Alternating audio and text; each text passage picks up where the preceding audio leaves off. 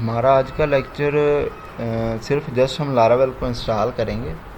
बाकी हम कुछ दिन लारावेल की क्लास ले लेंगे। हमारा भी सिलेबस कंप्लीट है। अगर किसी का रहता हो या किसी चीज़ को समझ ना आई हो तो वो हम उसको रिपीट में कर लेंगे, ठीक है। सबसे पहले आपने लारावेल की ऑफिशियल साइट के ऊपर आ जाना है। ये लारावेल की ऑफिशियल साइट है। यहाँ पे इंस्टॉलेशन पे आप क्लिक करें, ठीक है। वैसे अगर आप इसको डायरेक्ट लारावेल को ओपन करते हैं ना तो ये इस तरह लारावेल ओपन होता है, ठीक है। आपने इसको लारावेल को ओपन किया है तो यहाँ पे आप देख सकते हैं ये उसकी डॉक्यूमेंटेशन आ गई। अभी मैंने इसके ऊपर क्लिक किया है तो ये मेरे पास ये इसका फ्रंट पेज हमारे पास जितना भी है वो चीज़ें आ चुकी हैं, ठीक है। हमारे पास साइट लोड हो रही है, लेकिन मैं चाहता हूँ कि हमने इसकी डॉक्यूमेंटेशन रीड करनी है। हमें जो चीज़ें भी मिलेंगी वो डॉक्यूमेंटेशन के अंदर ही मिलेंगी। मैं यहाँ पे इसको क्लिक कर देता हूँ। अब जैसे ही मैंने इसके ऊपर क्लिक किया है तो आपके पास इंस्टॉलेशन है, कॉन्फ़िगरेशन है, डायरेक्टरी स्ट्रक्चर है, फ्रंट एंड है, स्टार्टर किट्स है, डिप्लॉयमेंट किट्स है। ये हम ऑलरेडी जो उसको कर चुके थे, ठीक है।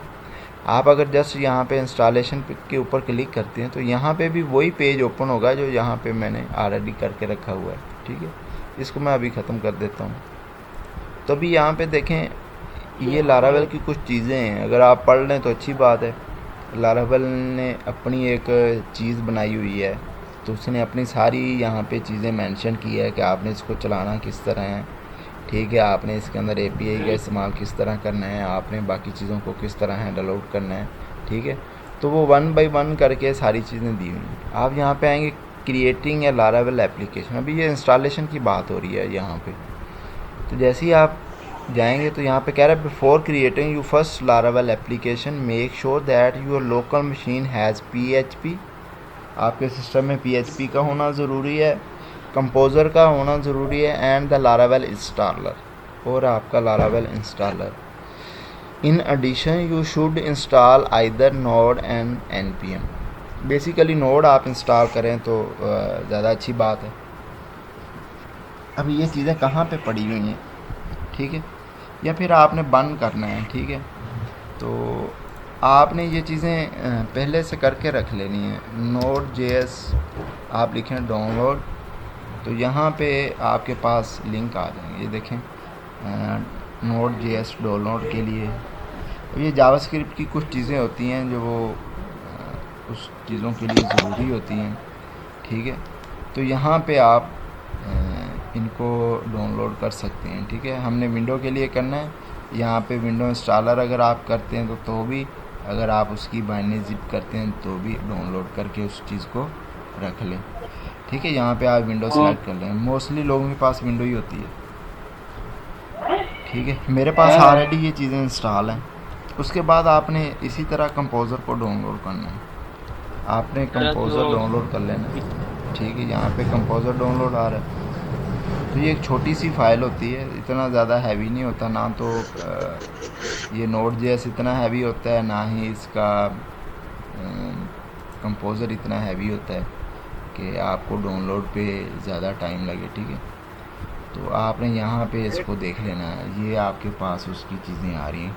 कंपोज़र यहाँ पे ये कंपोज़र सेटअप डॉट एक्स। आप इसको यहाँ पे भी क्लिक करें तो ये भी डाउनलोड हो जाएगा, ठीक है। ये अब डाउनलोडिंग में आ रहा है हमारे पास, ठीक है, जो कि 1762 KB का है, जो कि डाउनलोड हो चुका है, ठीक है। आप जस्ट इसको क्लिक करें और इंस्टॉल कर लें। इंस्टॉल फॉर यूज़र रिकमेंडेड, आपने इसी को सिलेक्ट करना है कि ये बाय डिफ़ॉल्ट इसकी सेटिंग्स होती हैं, आप उनको सेट कर लें। आपने इसको चेक नहीं करना है, ऐसे ही रहने दें। जस्ट आपने नेक्स्ट नेक्स्ट करना। अब देखें ये खुद ब खुद कहाँ पे इंस्टॉल कर रहा है।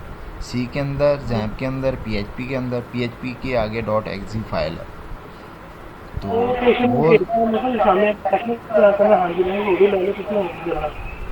चलो ठीक है भाई।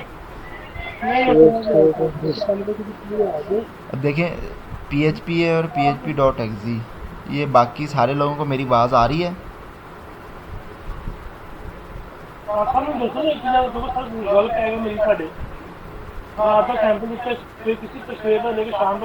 ये उम्र यार आप लोग बोल रहे हो।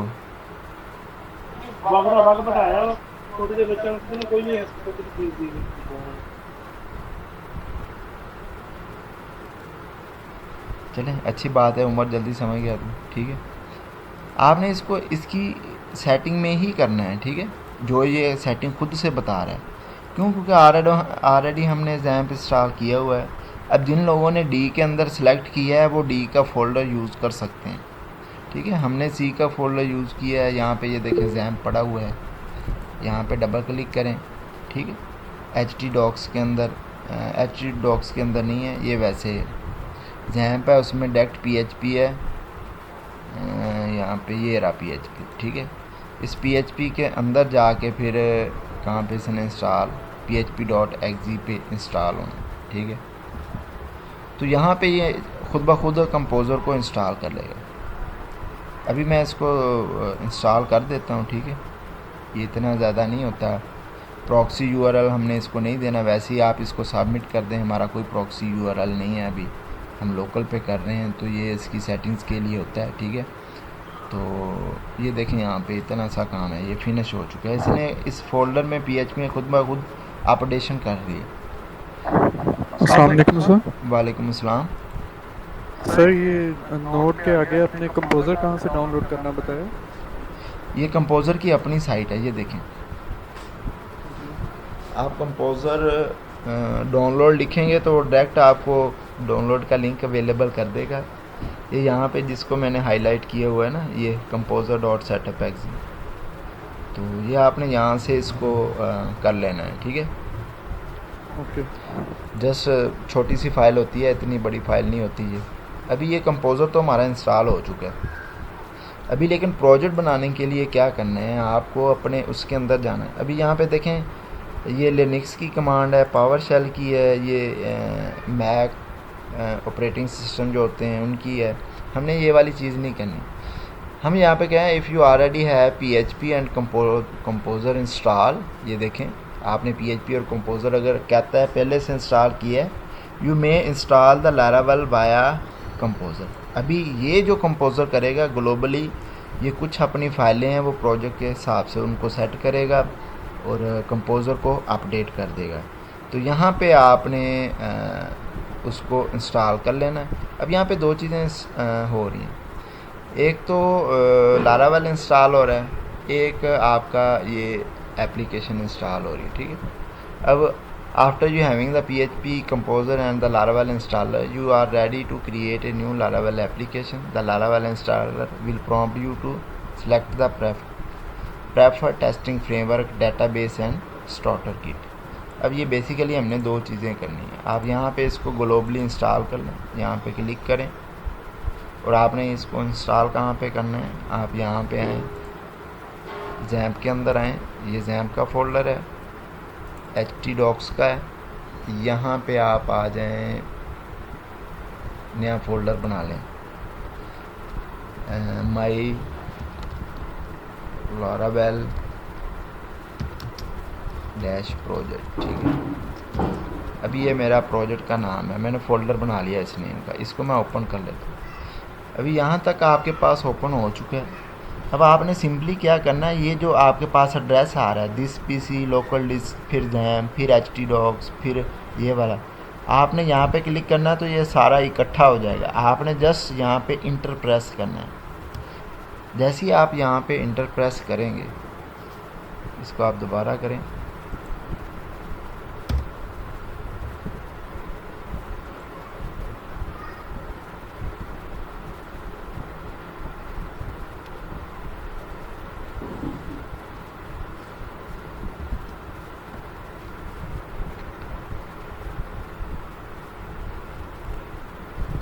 यहाँ पे CMD ओपन कर लें, कमांड प्रॉम्प्ट को ओपन कर लें। अभी यहाँ पे कमांड प्रॉम्प्ट को आपका चलाना थोड़ा सा ज़रूरी हो जाता है, ठीक है। तो आप उस चीज़ को वैसे कर लें या उस चीज़ को चलाना चाहते हैं तो आप वेल एंड गुड है। अभी ये देखें, इसको ना वो ओपन नहीं कर रहा, यहाँ पे आ जाएं,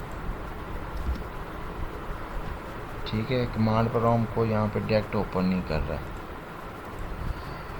इसको ओपन करना चाहिए।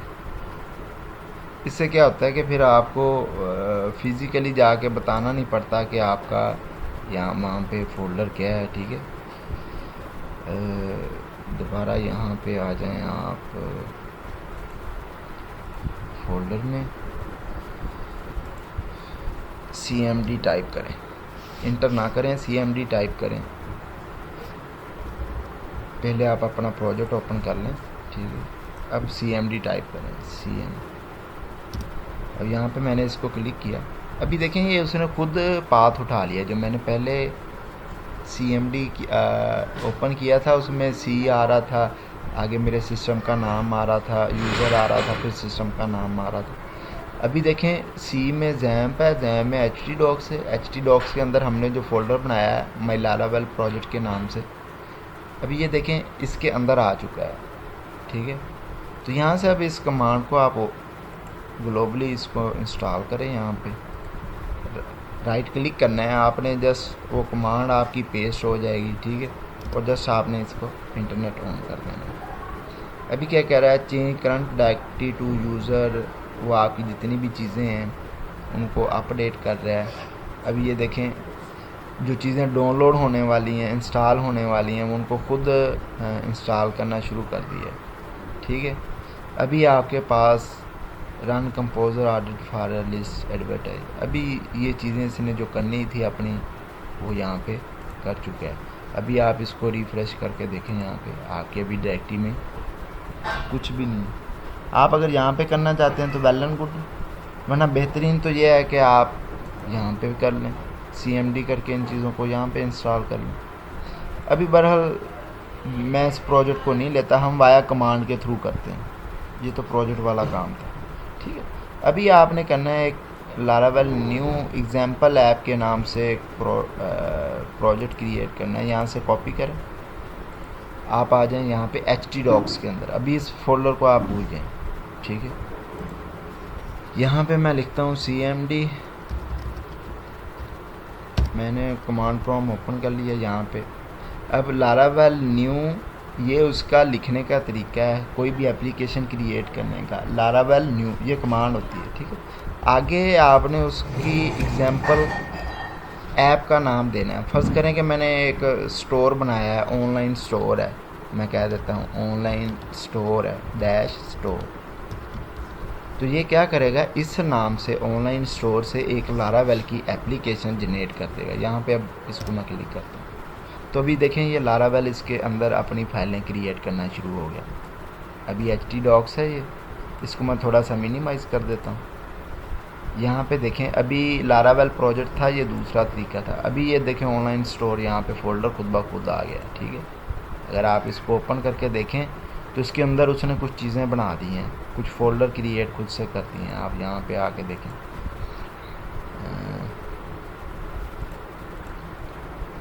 अब ये देखें ये चीज़ें अभी अपनी कर रहा है। तो आप पहले CMD को ख़त्म कर दें।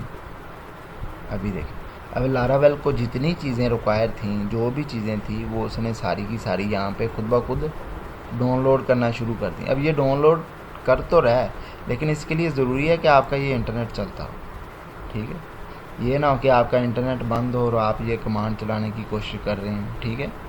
ये आपके पास पे वैसे भी तो ओपन रह सकता है ना इंस्टॉलेशन का। तो आपने इस तरह ग्लोबली कंपोज़र को इंस्टॉल करने के बाद अगर आपने वैसे कर लिया तो वेल एंड गुड। उसके बाद फिर सेकंडली आपने ये कमांड चला देनी है, ठीक है। अभी हमने यही कमांड चलाई है, तो ये देखें उसकी जितनी भी चीज़ें हैं वो अपनी सारी चीज़ों को इंटरनेट से डाउनलोड कर रहा है, ठीक है। अभी डाउनलोड कर रहा है, उसके साथ मैं आपको फ़ोल्डर का स्ट्रक्चर बता दूं। यहाँ पे htdocs के अंदर देखें, ये मैं htdocs के अंदर हूँ। तो इसके अंदर डैशबोर्ड है उसका अपना, डेमो का हमने एक अलहदा से प्रोजेक्ट PHP के लिए बनाया हुआ था। ये लारावेल वैसे मैंने उसको ग्लोबली इंस्टॉल करने के लिए एक प्रोजेक्ट क्रिएट कर लिया, लेकिन इसकी ज़रूरत नहीं होती, आप डायरेक्ट भी कर सकते हैं। तो ऑनलाइन स्टोर हमने किया है। अब ये कमांड हमने जस्ट टाइप की है यहाँ से देख के, ठीक है। आप देख के लिख लें, वरना यहाँ पे कॉपी का ऑप्शन होता है, या फिर आप सिलेक्ट करके कॉपी कर लें, आपकी मर्ज़ी है, आप जिस तरह भी इसको करना चाहते हैं। लारावेल न्यू है, ये इतना इसका बिल्टन आप कह लें कि कीवर्ड है, इसके बगैर वो एप्लीकेशन को क्रिएट नहीं करेगा। आगे फिर आपने जो भी अपनी एप्लीकेशन का नाम रखना है वो यहाँ पे आप लिखेंगे। जिस तरह मैंने लिखा है कि ऑनलाइन डैश स्टोर, तो उसने फ़ौरन क्या किया, HT डॉक्स के अंदर ऑनलाइन स्टोर के नाम से एक फ़ोल्डर बना दिया, ठीक है। अब यहाँ पे उसने ये सारी चीज़ें खुद ब खुद डाउनलोड कर दी। अभी देखिए यहाँ पे composer.json भी आ गया है, composer.log। अब ये सारी चीज़ें हम वन बाय वन करके इसको देखते हैं। अभी देखें ये यहाँ पे ये चीज़ें आ चुकी हैं। अब एक तो तरीका ये है कि आप यहीं से इसको ऑपरेट करना शुरू कर दें, ठीक है। आप लिखें CD, इसका मतलब होता है चेंज डायरेक्टरी HT डॉक्स है। अभी फ़िलहाल आप कहाँ पे खड़े हैं, जैम्प के अंदर HT डॉक्स में खड़े हैं। तो आप जाएं CD, आपने चेंज डायरेक्टरी करनी है, किस में जाना है, ऑनलाइन डैश क्या था स्टोर। जैसे ही मैं इसके ऊपर क्लिक करता हूँ तो देखिए ये यहाँ पे आ गया है XAMPP HT docs online store. अब ये इस फोल्डर के अंदर आ गया। अगर आप ऐसे करना चाहते हैं तो वेल एंड गुड, यहाँ से ऑपरेट कर लें, वरना फिर आपको जो मैंने तरीका सिखाया था कि आपने यहाँ पे आना है VS कोड के अंदर और सिंपल उसको ओपन फोल्डर पे क्लिक करना है, ठीक है। ओपन फोल्डर के ऊपर जैसे क्लिक करेंगे तो आपने C के अंदर जैम्प के अंदर आना, जैम्प के अंदर HT डॉक्स, और ये हमारा पड़ा हुआ है वो सॉफ्टवेयर ऑनलाइन स्टोर के नाम से। मैं इसको यहाँ पे सिलेक्ट कर देता हूँ। अभी जहाँ आप देखें वो जो जितना भी प्रोजेक्ट है वो यहाँ पे ओपन हो चुका है। यहाँ पे देखें इसकी खुद की इसने बूटस्ट्रैप को ऐड किया हुआ है, एप्लीकेशन की अपनी फाइल्स हैं, कंसोल एक्सेप्शन है, HTTP है, ठीक है। इसके अंदर हम मॉडल्स क्रिएट करते हैं, कंट्रोलर क्रिएट्स होते हैं, यहाँ पे कंट्रोलर होते हैं, ये मिडलवेयर पड़े हुए हैं उसके जो हमने ऑलरेडी डिस्कस किए थे दूसरे, ठीक है। तो ये सारी चीज़ें यहाँ पे पड़ी हुई हैं। अभी हमने इसको चलाना है, तो चलाने के लिए आपने इसका टर्मिनल ओपन कर लेना, ठीक है। यहाँ पे आपने टर्मिनल ओपन कर लिया। अभी टर्मिनल जैसे ही आप ओपन करेंगे वहाँ पे आके तो यहाँ पे लिखा होता है XAMPP HT docs online store. अब हम इसकी कमांड चलाते हैं। इसको चलाने के लिए कमांड होती है PHP आर्टिसन सर्व, ठीक है। ये आपकी कमांड है यहाँ पे, इसको आपने इंटर करना है। अब ये हमने जितना भी ये प्रोजेक्ट किया है ये अब उसको लोकल सर्वर पे चला रहा है। अब यहाँ पे देखिए लोकल सर्वर पे उसने बताया कि सर्वर रनिंग ऑन, ये अब सर्वर है http://127.0 फिर 0.0 और 0.1 और पोर्ट है 8000। यहाँ पे थोड़ा सा वेट करें, मैं कॉल आ रही है मेरी।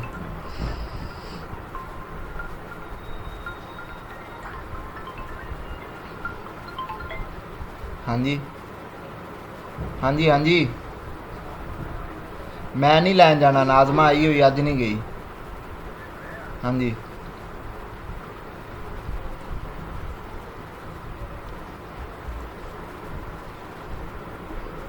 ठीक है। अभी देखिए आपने कंट्रोल C करेंगे तो ये सर्वर रुक जाएगा। अभी यहाँ पे इसने सर्वर को यहाँ पे चला दिया।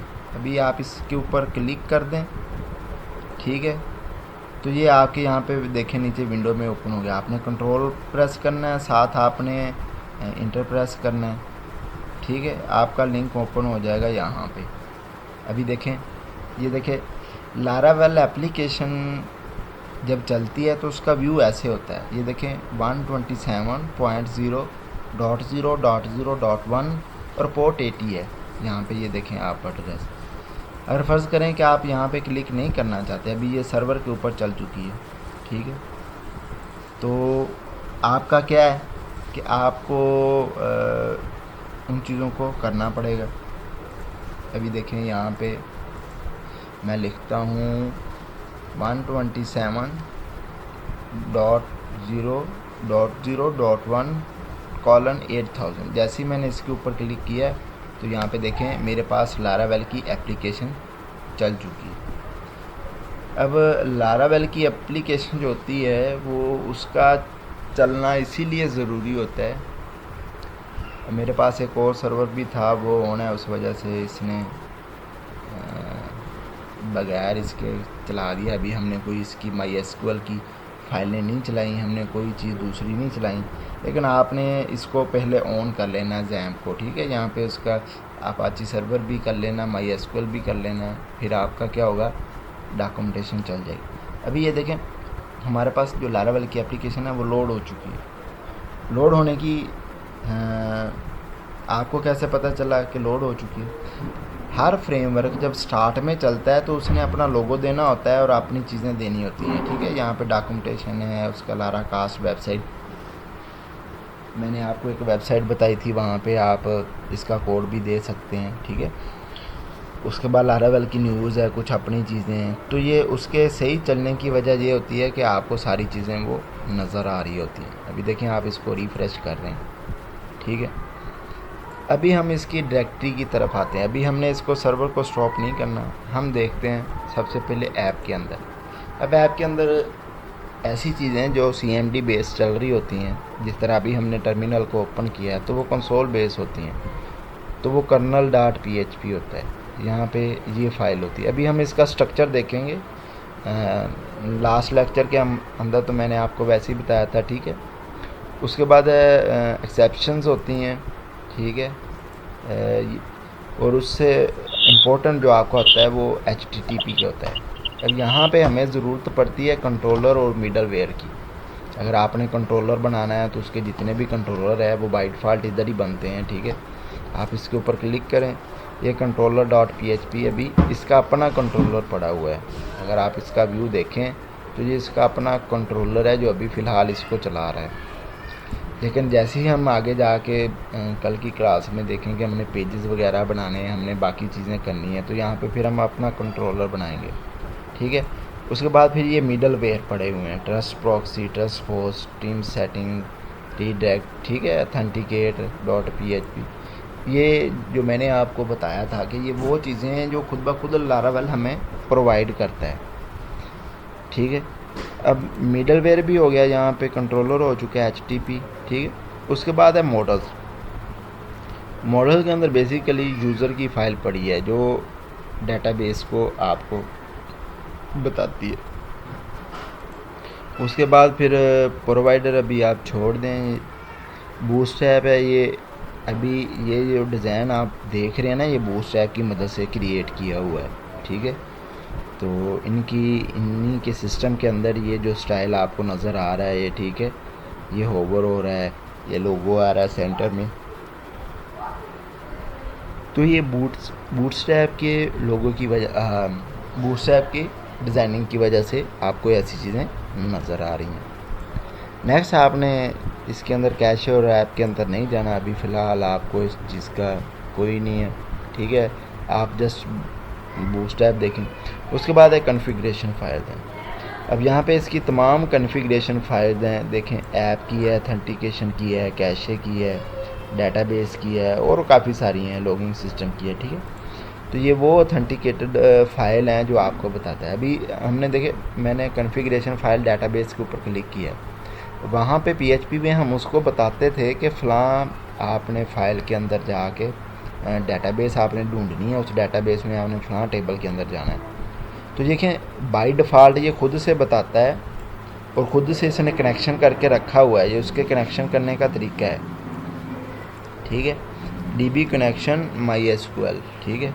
यहाँ पे उसने MySQL का बताया हुआ कि MySQL जो हमारे पास डेटाबेस होती है, डेटाबेस के लिए हम सॉफ्टवेयर यूज़ करते हैं, तो उसके साथ इसने कनेक्शन ऑलरेडी किया हुआ है। तो कॉन्फ़िगरेशन के अंदर आपको लफ्ज़ से ही पता चल रहा है कि जितनी भी कॉन्फ़िगरेशन की फ़ाइल्स हैं वो यहाँ पे पड़ी हुई हैं। उसके बाद हमने डेटाबेस को देखा था। अब डेटाबेस के अंदर कुछ फैक्ट्रीज़ की फ़ाइलें होती हैं, यूज़र फैक्ट्रीज़ की फ़ाइलें हैं, ठीक है। अभी फ़िलहाल आप इसको छोड़ दें कि ये क्या चीज़ है, ठीक है। नेक्स्ट आ जाए माइग्रेशन। हमने माइग्रेशन पढ़ा था, ठीक है।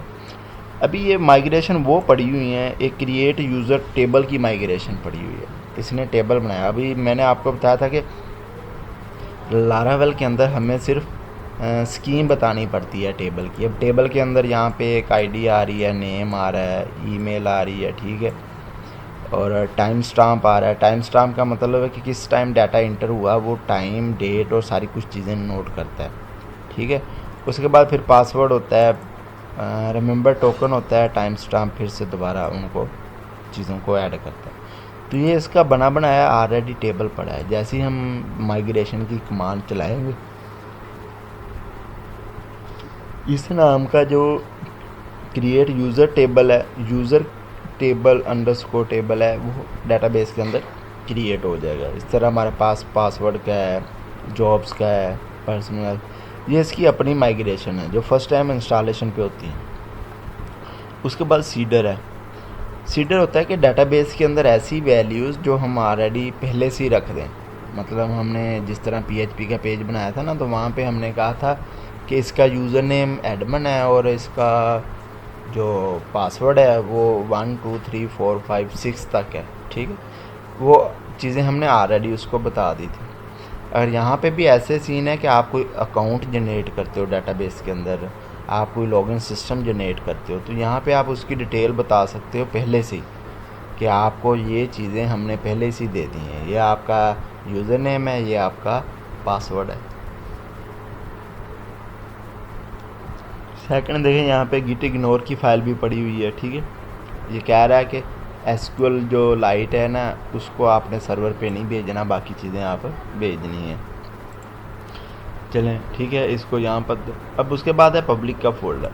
अब पब्लिक के फ़ोल्डर के अंदर क्या आता है कि आपका फेविकॉन होता है बेसिकली, जो आप अभी मैं आपको दिखाता हूँ। ये अभी मैंने साइट ओपन की है ना, तो देखें ये कंपोज़र के साथ ये बंदा सा बना हुआ आ रहा है, नोड के साथ उनको लोगो आ रहा है, इधर लारावेल के साथ इनका लोगो आ रहा है। ये इसका लोगो था ही नहीं, जीमेल ओपन है तो इसका लोगो साथ में M का आ रहा है, व्हाट्सअप का ये आ रहा है। ये बेसिकली इसको फेविकॉन बोलते हैं। तो आप बाय डिफ़ॉल्ट फेविकॉन यहाँ पे रख सकते हैं। तो वो जिस जगह पे भी पेज ओपन होगा तो आपको यहाँ पे बार बार उसको देने की ज़रूरत नहीं है।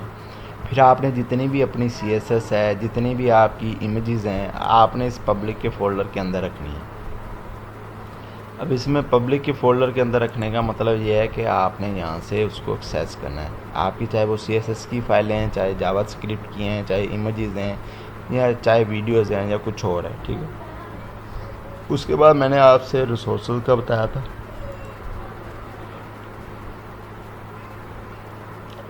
अब इस रिसोर्सेज के अंदर क्या है कि आपकी CSS की फ़ाइलें पड़ी हुई हैं, जावास्क्रिप्ट की फ़ाइलें जो ऑलरेडी ये खुद से यूज़ करता है, ठीक है। उसके बाद रोड्स पे आ जाएं। अब रोड्स में एक तो होता है API.php। मैंने आपको बताया था कि जब डिफरेंट प्लेटफॉर्म हम यूज़ करते हैं, जिस तरह की मोबाइल एप्लीकेशन लहदा से, डेस्कटॉप सिस्टम एप्लीकेशन जो होती हैं वो लहदा होती हैं, वेब एप्लीकेशन लहदा होती हैं, तो उनके लिए API का इस्तेमाल किया जाता है। तो यहाँ पे जब हम API का रूट लिखते हैं तो इस API की जो फ़ाइल होती है इसके अंदर हम जाके लिखते हैं, ठीक है। और वैसे हमने वेबसाइट की जितनी भी चीज़ें होती हैं उनके रूट web.php में लिखने होते हैं। अब देखें web.php में सबसे पहला जो आपका रूट लिखा हुआ है वो गेट का है, वेलकम का मैसेज आपको लिखा हुआ है, बाकी आपकी फ़ाइल में कुछ भी नहीं है। अब जैसे जैसे अभी आप पेज क्रिएट करते जाएंगे, आप यहाँ पे उनको उनके रूट जनरेट करते जाएंगे। जिस तरह ये रूट जनरेट हुआ है, आगे जाके भी आप उनके रूट जनरेट।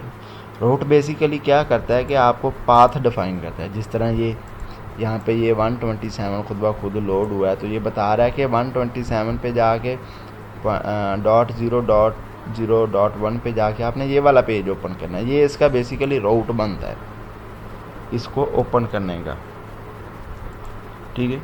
उसके बाद स्टोरेज है। स्टोरेज में बेसिकली हम अपनी तमाम चीज़ें स्टोर करते हैं। जब लाइव हम एप्लीकेशन को अपलोड कर देते हैं सर्वर पे, तो हम अपनी पब्लिक की चीज़ों की जो स्टोरेज करनी होती है रन टाइम पे, जब हम डायनामिक चीज़ों को करते हैं तो हम क्या करते हैं, अपना एक स्टोर बना लेते हैं। तो हमने रन टाइम पे जो इमेजेस अपलोड करनी होती हैं या वीडियोस,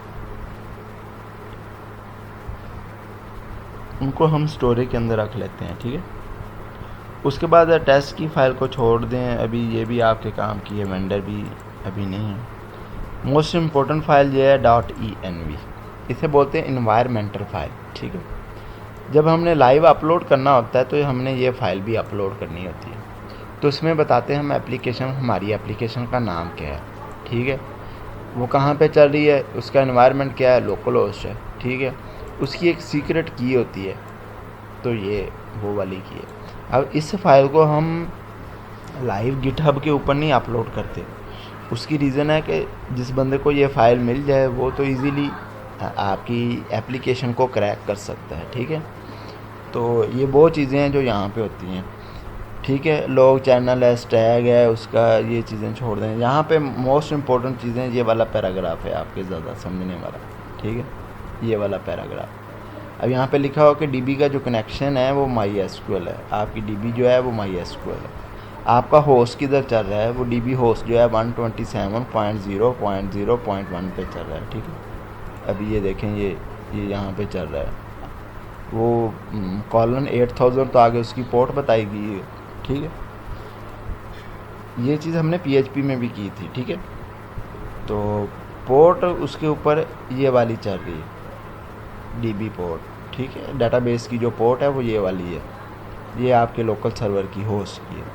फिर डाटाबेस का आपका नाम क्या है, ऑनलाइन स्टोर है। ये खुद उसने हमारे प्रोजेक्ट के नाम से उसने डाटाबेस का नाम भी वही रख दिया, लेकिन ये डाटाबेस उसने क्रिएट नहीं की, अभी उसका नाम रखा है। तो यहाँ पे मर्ज़ी है कि अब आपने डाटाबेस DB आपने लिखा है DB माई स्टोर या DB_माई स्टोर, आपने इस तरह नाम रखा है, तो फिर वो आपको यहाँ पे ये वो चीज़ें चेंज करना पड़ेंगी, ठीक है। आप ऑनलाइन को चेंज कर दें, ठीक है।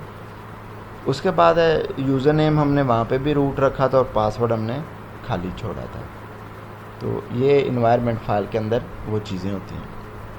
उसके बाद यहाँ पे आ जाएं, ये आप ईमेल वगैरह भेजते हैं, ठीक है।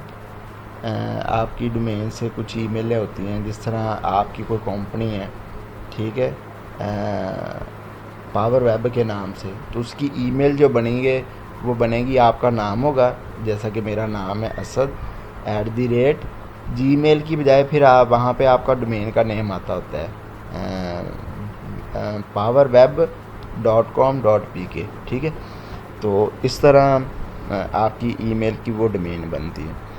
तो हमने वो जो डोमेन लेनी होती है वहाँ पे हमने अपनी ईमेल की चीज़ें यहाँ पे बतानी होती हैं कि मेल मेरा हमारा कौन सा है, किस पोर्ट पे जाएगा, कहाँ से यूज़र नेम लेगा, वो डाटा लेगा, ठीक है।